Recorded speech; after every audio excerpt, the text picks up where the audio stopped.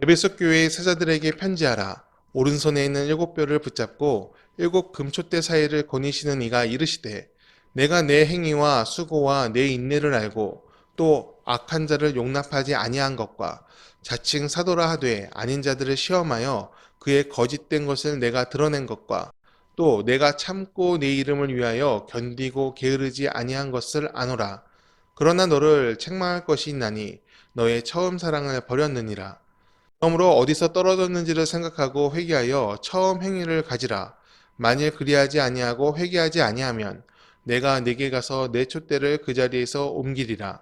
오직 네게 이것이 있으니 내가 니골라당의 행위를 미워하는도다.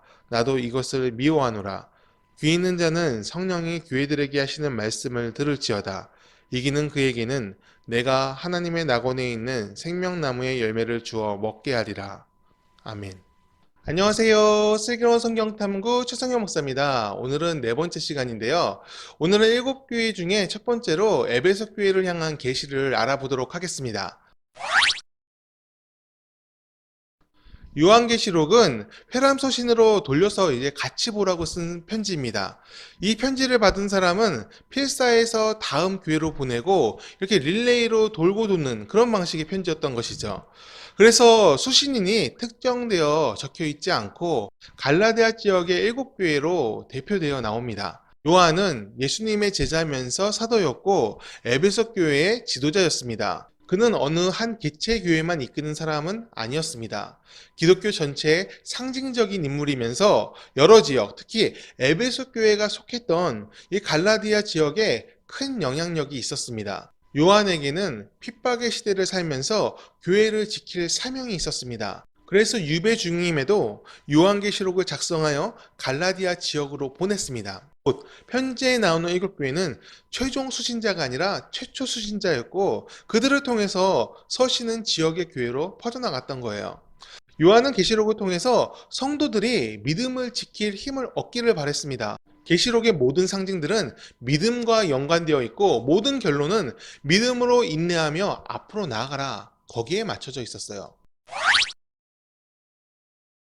요한은 에베소 교인들을 가리켜 사자, 곧 메신저라 얘기를 합니다.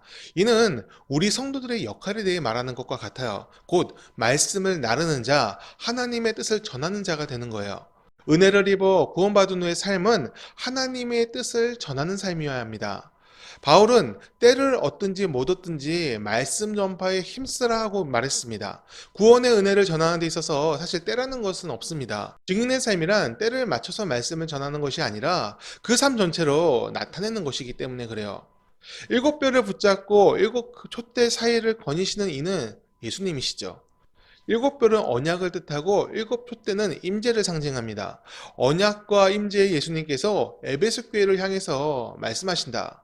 그 얘기를 요한은 에베소 교회한테 전하고 있어요. 곧 예수님이 너희들과 함께한다. 너희들에게 언약을 주신 이가 너희들을 지키고 계신다. 그 얘기를 전하고 싶었던 것입니다.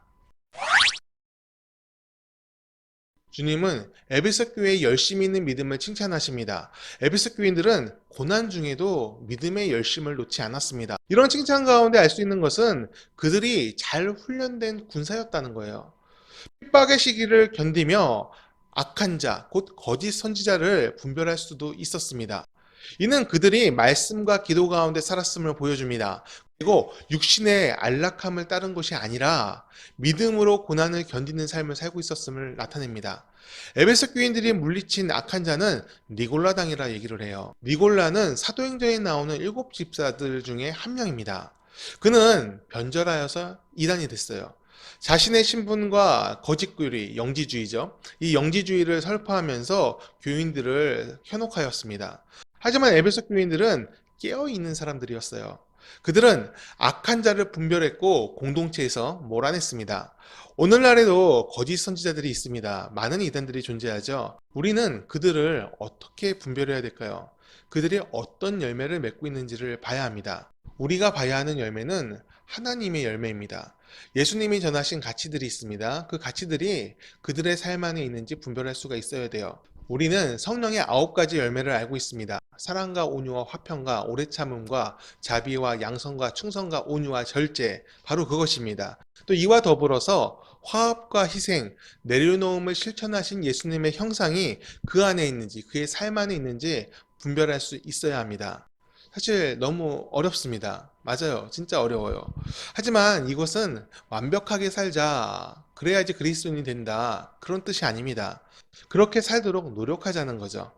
넘어져도 다시 일어나서 믿음으로 가는 거예요. 나를 구원하신 주님, 나를 사랑하신 주님, 그 주님을 바라보면서 다시 일어나서 거룩을 향해서 나아가는 겁니다.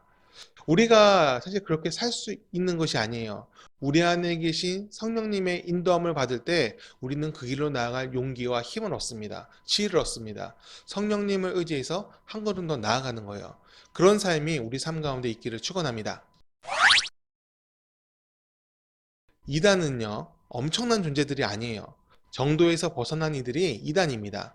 우리는 그들에게 좀 자신감을 가질 필요가 있어요. 여호수아가 대적들을 우리의 밥이라고 말할 수 있던 이유는 하나님과 함께하는 확신이 그에게 있었기 때문입니다. 하나님과 함께하면 진리의 눈으로 세상을 분별할 수 있습니다. 그 진리의 눈이 우리 모두에게 있기를 축원합니다. 주님은요, 책망의 내용도 전하십니다. 책망의 내용은 간단하나 사실 이게 굉장히 무거운 내용입니다. 주님께서 에베소 교회를 향해 처음 사랑을 버렸다라고 말씀하셨기 때문이죠. 이 처음 사랑은 뭘까요? 저는 이것이 두 가지라 생각해요. 하나는 예수님을 사랑하는 마음이고, 하나는 받은 그 사랑으로 타인을 사랑하는 마음입니다. 하나님은요, 우상이 아니십니다. 살아계신 분이세요. 그리고 생각과 마음이 있으신 전능하신 주님이십니다. 그 하나님을 우리는 직접 만나야 돼요. 주님을 인격적으로 만나고 나의 주, 나의 하나님, 나의 아버지로 고백할 수 있어야 돼요. 눈에 보이지 않아도 항상 나와 함께 하시는 하나님을 만나는 것, 곧 기름 부으심을 체험해야 합니다. 하나님을 만나면 하나님을 사랑하게 됩니다. 내가 존재하기 전부터 나를 사랑하셨던 그 마음이 우리의 영혼으로 밀려 들어오기 때문에 그렇죠. 모든 것을 나를 위해 준비하신 하나님을 만나면 감격과 기쁨으로 사랑에 빠집니다. 그것이 바로 처음 사랑이에요. 사랑에 빠진 사람은 그 대상을 항상 그리워합니다. 방금 헤어졌어도 또 보고 싶고 함께 하는 시간이 가장 행복합니다. 그리고 그 받은 사랑을 다른 이에게 말하고 전하고 싶습니다. 하나님의 사랑이 바로 그런 것이에요. 그런데 에베소 교회가 이 처음 사랑을 잃어버렸다고 합니다. 타인을 향해서 하나님의 사랑을 전하지 못하고 있는 거예요. 교리와 신앙의 단단함이 에베소 교인들한테 있어서 그들은 핍박을 견디고 이단들과 싸울 수가 있었습니다. 하지만 사람을 품는 사랑을 잊어버렸습니다. 기독교인들의 제일 중요한 가치는 예수님처럼 사는 거예요. 예수님은 낮은 곳에 마음을 두셨습니다. 소외되고 고통받고 외로운 자를 품어주셨습니다. 곧 사람을 사랑하는 것이 예수님의 삶이었어요. 그런데 에베소 교회가 그 모습을 잃어가고 있습니다. 한국 교회를 굉장히 괴롭혔던 이단이 있습니다. 신천지입니다. 이 이단은 교회에 침투해서 불신을 심습니다. 목사와 교인을 갈등하게 만들고 분열시킵니다. 그러다 보니까 모든 교회가 이 신천지를 경계하게 되었어요. 신천지 출입금지 스티커, 여러분 모두 다 아실 거예요. 이 스티커가 안 붙어 있는 교회들이 없어요. 심지어는 이단교회, 뭐 하나님의 교회 같은 그런 교회에도 이런 스티커가 붙어 있더라고요. 그런데 이러다 보니까 안타까운 일이 생겼어요. 어느 교회에 한 청년이 새롭게 등록을 했습니다. 근데 이 청년이 교회 생활이 너무 좋았던 거예요. 얼마 지나지 않아 열심히 활동하고 싶은 마음이 들었습니다. 그래서 교회 모든 예배에 참석하고 그리고 그 청년들한테 성경을 읽는 모임을 하자 그렇게 제안을 했던 것 같아요. 그런데 이 청년을 바라보는 시선이 다들 좋지 않은 거예요. 혹시 제 신천지 아냐? 그러면서 쑥덕거리고 검증하려고 합니다. 이 청년은 그 모습을 보고 또 그 얘기를 전해 듣고 마음의 상처를 받고 교회를 떠나고 말았습니다. 나쁜 의도가 있어서 그런 것은 아니었습니다. 하도 이단들이 공격하니까 교회를 지켜야 된다는 그 생각이 강했던 것이죠. 에베소 교회도 그렇습니다. 지켜야 하는 마음이 더 강했던 거예요. 하지만 그럴지라도 우리는 우리가 받은 사랑이 어떤 사랑인지 잊어서는 안 됩니다. 나를 위해 모든 것을 주신 그 예수님의 사랑을 따라서 예수님이 그토록 사랑하신 사람들을 우리가 품어야 됩니다. 7절에서 주님은 이기는 자에게 생명나무의 열매를 주신다고 말씀하십니다.